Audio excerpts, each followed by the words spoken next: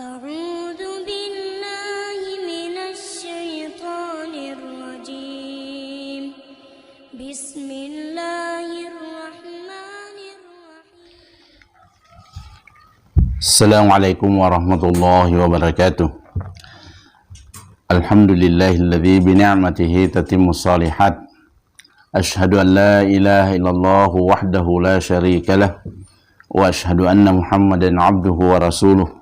Allahumma salli ala Muhammad wa ala alihi wa ashabihi wa mawala. Ikhwas sekalian, jemaah santri yang semoga dirahmati oleh Allah Subhanahu wa taala. Alhamdulillah, tentu kita bersyukur kepada Allah Subhanahu wa taala oleh karena pada malam hari ini kita melanjutkan membacakan hadis-hadis dari Rasulullah sallallahu alaihi wasallam dalam kitab Bulughul Maram yang ditulis oleh Al-Hafidz Ibnu Hajar Al-Asqalani. Baik, ikhwas sekalian, kita masih pada bab tentang air dan akan saya bacakan hadis dari Abu Sa'id Al-Khudri. An Abi Sa'id Al-Khudri radhiyallahu anhu qal dari Abu Sa'id Al-Khudri radhiyallahu anhu, dia berkata, qala Rasulullah sallallahu alaihi wasallam, Rasulullah sallallahu alaihi wasallam bersabda, innal ma'a tahurun la yunajjisuhu syai'un. Sesungguhnya air itu suci selama tidak ada sesuatu yang menjadikannya najis. Akhrajahu tsalatsa, dikeluarkan oleh 3 imam. Kalau disebutkan dalam hadis di dalam kitab Bulughul Maram ini, sebagaimana yang telah lalu pada pengantar kita menyebutkan bahwa di antara ciri Al-Hafidz Ibnu Hajar di dalam menulis hadis ini itu menyebutkan bahwa dikeluarkan imam yang 7, yang 6, yang 5, yang 4. Kemudian di sini itu as-salasa, dikeluarkan oleh 3 imam. Yang dimaksud di sini 3 perawi hadis, yaitu Abu Daud, Tirmizi, dan An-Nasa'i. Jadi Rasulullah sallallahu alaihi wasallam bersabda, sesungguhnya air itu suci selama tidak ada sesuatu yang menjadikannya najis. Hadis ini disahihkan oleh Imam Ahmad. Di awal, di pengantar kitab Bulughul Maram ini, saya menyampaikan bahwa salah satu kelebihan daripada kitab Bulughul Maram ini adalah metode penulisan hadis dari Al-Imam Al-Hafidz Ibnu Hajar, bahwa hadis yang panjang itu beliau biasa memotongnya, kemudian tanpa mengurangi apa yang dimaksud dengan hadis itu. Hadis ini sebenarnya panjang. Saya bacakan lengkapnya hadis ini. An Ibni Abi Sa'id Al-Khudri an abihi qal. Jadi dari Abu Sa'id Al-Khudri, dari bapaknya, dia berkata, marartu bin Nabi sallallahu alaihi wasallam wa huwa yatawadda'u min bi'ri Buda'ah. Ya, jadi ini panjangnya ya. Aku pernah melewati Rasulullah sallallahu alaihi wasallam dan beliau sedang berwudu dengan air dari sumur Buda'ah. Jadi dari sumur Buda'ah, ada namanya sumur Buda'ah di Madinah, nanti kita jelaskan. Fakultu, lalu aku katakan, atatawadda'u minha wa hiya yutrahu fiha ma yukrahu minan natan. Ya. Apakah engkau berwudu dengan air dari sumur Buda'ah yaitu sumur yang dijadikan pembuangan barang-barang yang busuk. Ya. Faqal, lalu Rasulullah sallallahu alaihi wasallam bersabda, ini di dalam hadis ini, innal ma'a tahurun la yunajjisuhu syai'un. Sesungguhnya air itu suci selama tidak ada sesuatu yang menjadikannya najis. Jadi itu panjangnya. Jadi disebutkan bahwa pernah sahabat berlalu, kemudian dia melihat Rasulullah sallallahu alaihi wasallam berwudu dari sumur Buda'ah. Sumur ini disebutkan di dalam hadis yang panjang ini bahwa biasa dibuang di situ kotoran, ya, macam-macam. Sebentar kita jelaskan lebih lanjut. Kemudian Rasulullah sallallahu alaihi wasallam menjawab seperti yang kita bacakan di dalam kitab Bulughul Maram ini. Kemudian hadis selanjutnya, ya, karena dia sama pembahasannya, maka kita bacakan. An Abi Umamah Al-Bahili, dari Abu Umamah Al-Bahili radhiyallahu anhu, dia berkata, qala Rasulullah sallallahu alaihi wasallam, Rasulullah sallallahu alaihi wasallam bersabda, innal ma'a la yunajjisuhu syai'un illa ma ghalaba alaihi rihihi wa ta'mihi wa launihi, akhrajahu Ibnu Majah. Ya. Sesungguhnya air itu tidak ada sesuatu yang dapat membuatnya najis kecuali sesuatu itu mendominasi, mencemari, sehingga membuat bau dan rasa serta warna air itu berubah. Hadis ini diriwayatkan oleh Ibnu Majah. Tapi hadis ini wada'afuhu Abu Hatim. Hadis ini didhaifkan oleh Abu Hatim. Walil Baihaqi, dan dalam lafaz hadis dari Al-Baihaqi, al-ma'u tahurun, air itu suci, illa in taghayyara rihuhu aw ta'muhu aw launuhu binajasatin tahdutsu fih. Ya, kecuali apabila bau, rasa dan warnanya berubah oleh najis yang jatuh di dalamnya. Hadis ini dikomentari oleh para ulama bahwa hadis ini sebagaimana yang kita katakan bahwa didhaifkan oleh Abu Hatim. Para ulama mengatakan kalimat pertama dari hadis ini, innal ma'a la yunajjisuhu syai'un, itu adalah sanadnya sahih.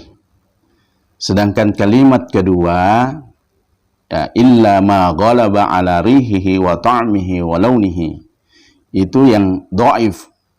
Ya, itu yang dhaif sanadnya. Tapi meskipun demikian, Ibnu Hibban sendiri mengatakan bahwa ijma' para ulama, ya, sepakat para ulama bahwa makna atau kandungan pada kalimat yang kedua dalam hadis dari Abu Umamah Al-Bahili ini itu dapat diamalkan maknanya karena sesuai dengan riwayat-riwayat yang sahih. Ya, itu hadis yang kedua. Kita kembali ke hadis yang pertama.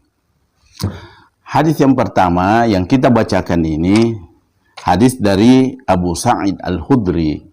Ini dikenal dengan hadis sumur Buda'ah. Jadi sumur Buda'ah. Sumur Buda'ah ini itu terletak di Madinah, yang merupakan yang dimiliki oleh Bani Sa'idah. Ya. Sumur ini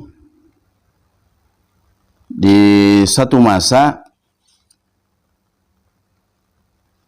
sebagaimana yang kita bacakan, pernah Rasulullah sallallahu alaihi wasallam berwudu Sementara ada sahabat yang bertanya, engkau berwudu wahai Rasulullah dari air sumur Buda'ah. Padahal di situ sering jatuh turun kotoran. Disebutkan dalam beberapa riwayat bahwa sumur ini itu tempatnya rendah. Ya, tempatnya rendah sehingga biasa turun di situ macam-macam kotoran. Biasa turun bangkai pembalut wanita, bahkan ada orang yang sengaja membuang kotoran, tempat, maksudnya hal-hal yang kotor, benda-benda yang kotor di sumur Buda'ah itu.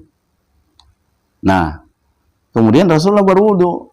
Ya tentu Rasulullah berwudu menggunakan air Buda'ah ini, ya karena dia mengatakan selama air itu suci, ya, dan tidak dinajiskan oleh sesuatu benda-benda yang najis, maka dia bisa digunakan untuk bersuci. Abu Daud pernah bercerita bahwa Qutaibah bin Sa'id pernah bertanya kepada yang menjaga sumur Buda'ah itu. Dia mengatakan, berapa kedalaman air di sumur Buda'ah itu? Ya, jadi dia tanya, kan dia mau memperjelas ini ceritanya. Kemudian dia mengatakan bahwa tinggi air sumur Buda'ah itu kalau lagi banyak airnya itu sampai ke pinggang. Sampai ke pinggang. Kata penjaga sumur itu kepada Qutaibah bin Sa'id. Lalu, tapi kalau dia sedikit airnya, maka dia sampai di lutut atau di atasnya. Nah, kemudian Abu Daud sendiri mengatakan, aku pernah mengukur luasan di atas sumur Buda'ah itu, maksudnya mungkin diameternya dengan menggunakan selendang. Lalu setelah itu diukur selendang itu, ternyata panjangnya kurang lebih 6 hasta. Jadi satu hasta itu mulai dari ujung siku sampai ujung jari tengah, itu satu hasta. Rata-rata kalau diukur satu hasta itu adalah 45 cm, 45 cm.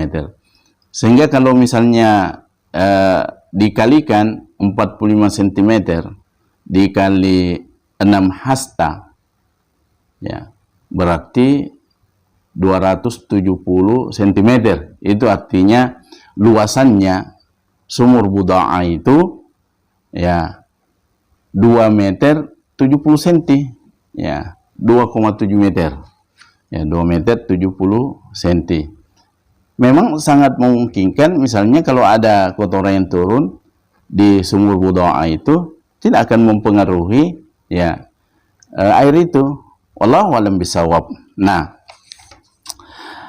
apa yang kita ambil dari dua hadis ini?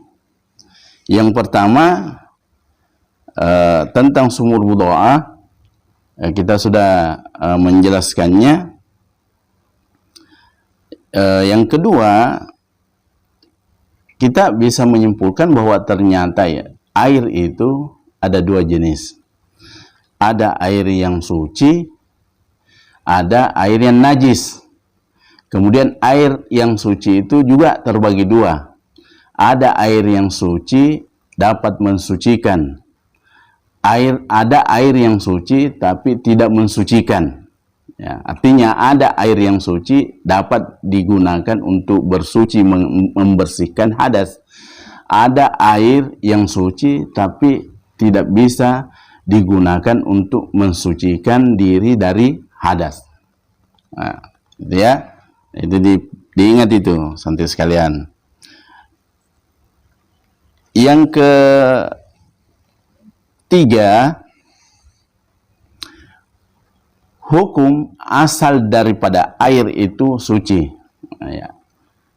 Hukum asal daripada air itu adalah suci. Innal ma'a tahurun. Ya. Hukum asalnya, la yunajjisuhu syai'un. Ya. Sehingga nampak bahwa ia telah terkontaminasi dengan najis, ya, dan berubah salah satu dari 3 sifat air. Apa sifat air itu? Yang warnanya jernih, kemudian rasanya tawar, kemudian baunya ya netral. Nah, kalau ada benda-benda najis yang jatuh ke dalamnya, kemudian merubah salah satu daripada sifat air, atau ketiga-tiganya dirubah, maka air yang tadinya suci itu menjadi najis, ya, dan tidak dapat digunakan untuk bersuci. Inilah yang terkuat, dan ini merupakan pendapat daripada mazhabnya para sahabat, ya, Umar bin Khattab, Aisyah radhiyallahu anha, Ibnu Mas'ud, kemudian para ulama sesudahnya, Mujahid, Ikrimah, Hasan Al-Basri, dan yang lain-lain menggunakan pendapat ini, bahwa hukum asal daripada air itu adalah suci. Kemudian sampai nampak bahwa air ini sudah berubah karena terkontaminasi oleh najis, ya. Selanjutnya, dari penjelasan ini dapat dipahami, ya, bahwa jika ada air sedikit atau banyak kemasukan oleh benda najis, ya, tapi tidak berubah sifat air itu, tidak berubah warnanya, tidak berubah rasanya, tidak juga berubah baunya, maka yang terkuat dari pendapat para ulama, dan ini juga merupakan pendapatnya Imam Malik dan Imam Ahmad, maka air itu tetap suci, ya. Ini harus diingat, ya. Kalau tadi jika berubah warnanya, turun benda, ada air sedikit atau banyak, turun benda yang zatnya najis, kemudian merubah salah satu atau seluruh dari sifat air itu, warnanya, rasanya, dan baunya, maka air ini najis, ya, dan tidak suci lagi. Tapi jika ada air, ya, kemudian dia sedikit atau banyak, kemudian kemasukan oleh najis, tapi tidak merubah, ya, sifat-sifat air, baik warnanya maupun rasanya maupun baunya, maka air itu tetap suci. Nah, dan ini pendapat yang terkuat dari pendapat para ulama, dan ini yang dipegangi oleh Imam Malik dan Imam Ahmad. Pendapat ini juga yang dipegangi oleh Syekhul Islam Ibnu Taimiyah. Selanjutnya, ikhwas sekalian, jika ada air sedikit atau banyak, ya, berubah rasanya, berubah baunya, atau berubah warnanya, salah satunya berubah, jadi masuk karena kemasukan benda yang suci, ya, bukan benda najis. Kalau tadi kan najis. Nah, kalau ada air sedikit atau banyak, kemudian kemasukan benda yang suci, merubah salah satu sifatnya, ya, warnanya, baunya, dan rasanya. Misalnya benda suci yang masuk, sabun, kan biasa kalau sabun masuk ke air berubah baunya air, tapi tidak berubah warnanya, ya, tidak berubah warnanya, rasanya juga tidak, cuma tercium bau harum, bau sabun. Atau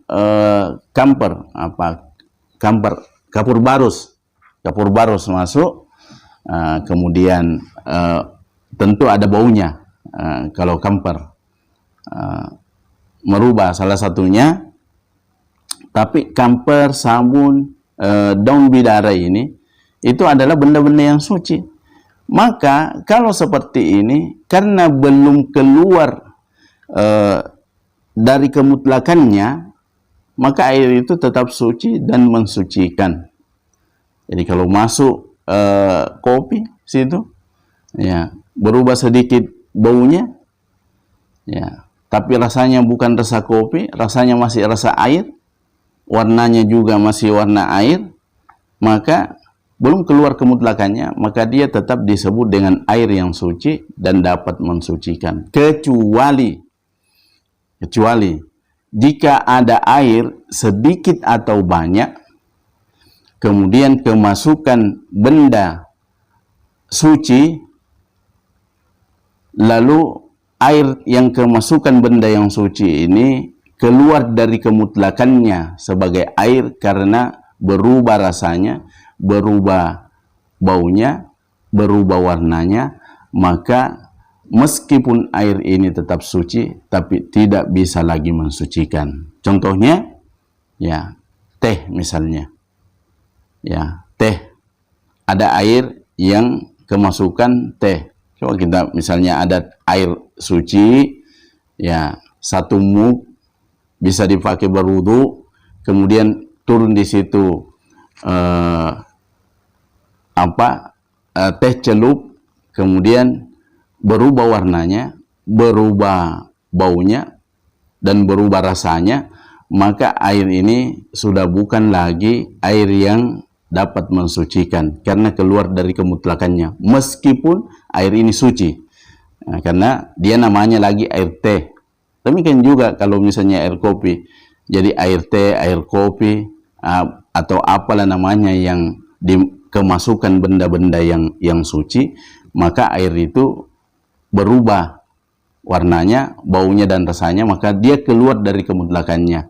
Meskipun dia suci, sifatnya akan tetapi tidak lagi dapat mensucikan. Demikian talim kita pada malam hari ini. Ikhwah jemaah sekalian, santri yang semoga dirahmati oleh Allah Subhanahu wa taala. Mudah-mudahan menjadi tambahan manfaat bagi kita semua. Subhanakallahumma rabbana wa bihamdik asyhadu an la ilaha illa anta astaghfiruka wa atubu ilaik. Hadanallahu wa iyyakum. Assalamualaikum warahmatullahi wabarakatuh.